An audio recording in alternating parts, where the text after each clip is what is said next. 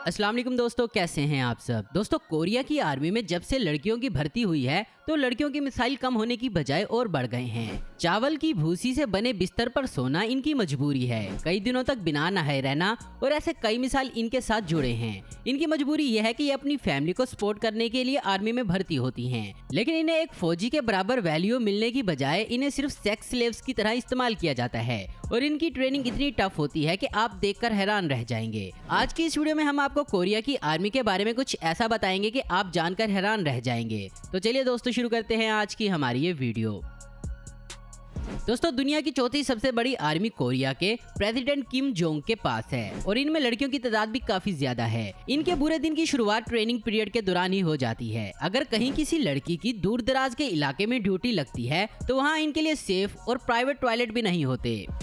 Korea में पानी बहुत कम है, इसलिए लड़कियों के नहाने के लिए प्रॉपर प्राइवेसी और सहूलत नहीं होती, बल्कि कई बार इन्हें झरने के बहते हुए खुले पानी में ही नहाना पड़ता है। लड़कियों की मुश्किल ट्रेनिंग की वजह से एक बड़ा मसला जो सामने आता है वो ये कि ट्रेनिंग शुरू होने के 6 महीने से 1 साल के दरमियानी लड़कियों के पीरियड्स बंद हो जाते हैं। जिन लड़कियों के पीरियड्स बंद नहीं होते वो ऊपर वाले से बस यही दुआ मांगती हैं कि बस ये बंद हो जाएं, क्योंकि पीरियड्स के दौरान इन लड़कियों को जो सहूलियत मिलनी चाहिए कोरिया में ना तो इन्हें वो सहूलत मिलती है और ना ही प्राइवेसी मिलती है। ऐसी क्रिटिकल सिचुएशन में कपड़े भी इन्हें सबके सामने बदलने पड़ते हैं। पैड्स देने की बजाय वहाँ की सरकार इन्हें सूती कपड़ा इस्तेमाल करने पर मजबूर करती है। वहाँ की लड़कियाँ सूती कपड़े को बार बार धोकर इस्तेमाल करती हैं और इन्हें इस कपड़े को सुबह सबसे पहले उठकर किसी के जागने से पहले ही धोकर सुखाना होता है। इन लड़कियों को एक कपड़ा इस्तेमाल करने के बाद दूसरा कपड़ा लेने की इजाजत नहीं होती। इन तमाम परेशानियों को देखते हुए कई औरतें तो सरवाइव ही नहीं कर पाती। चावल के बिस्तर पर सोना इन लड़कियों की मजबूरी होती है। ये लड़कियां जब इस बिस्तर पर सोती हैं तो तब इनके जिस्म से निकलने वाला पसीना इस चावल में चला जाता है, जिससे चावल में बदबू आने लगती है। मगर इन लड़कियों को बेडशीट चेंज करने की परमिशन नहीं होती। आहिस्ता आहिस्ता ये बदबू बढ़ती जाती है और इन्हें इसी बिस्तर पर ही सोना पड़ता है। और यहाँ इन लड़कियों की नहाने की परेशानी काफी ज्यादा होती है। यहाँ पर इन्हें प्रॉपर शॉवर नहीं मिलता, बल्कि झरने के बहते पानी से एक पाइप को कनेक्ट किया जाता है जो इन लड़कियों के बाथरूम में पहुँच जाता है और यहाँ एक साथ कई लड़कियों को नहाना पड़ता है। नहाने के लिए गर्म पानी की बात तो भूल ही जाओ, इन्हें यहाँ ठंडे पानी से नहाना पड़ता है और इस पानी से कई बार जहरीले सांप और बिच्छू भी इनमें से निकलते हैं, जिनका सामना इन लड़कियों को करना पड़ता है। कोरिया की आर्मी का मानना है कि रेप जबरदस्ती जैसे मामले में वहाँ बहुत ही सख्त कानून है। इस तरह के मुजरिम को 7 साल की कैद काटनी पड़ती है, लेकिन इस कानून की सच्चाई ये है कि वहाँ पर लड़कियों का रेप बहुत आम हो गया है। कोरिया की आर्मी से भागी हुई कुछ लड़कियों का कहना है कि कोरिया के हर एक यूनिट में कंपनी कमांडर का अलग एक कमरा होता है, जहाँ वो अपनी मनपसंद की लड़की सिपाही के साथ अपनी मर्जी के साथ इसका रेप करते हैं। इस तरह करने से लड़कियां इनकी दहशत में आ जाती हैं और वो अपने साथ हुई ज्यादती की शिकायत भी नहीं कर पाती। कोरिया की आर्मी में लड़कियों से कंस्ट्रक्शन का काम भी करवाया जाता है, जो कि बिल्कुल एक मजदूर की तरह होता है, जिसमें सीमेंट की बोरी उठाना और ऐसे दूसरे काम शामिल होते हैं।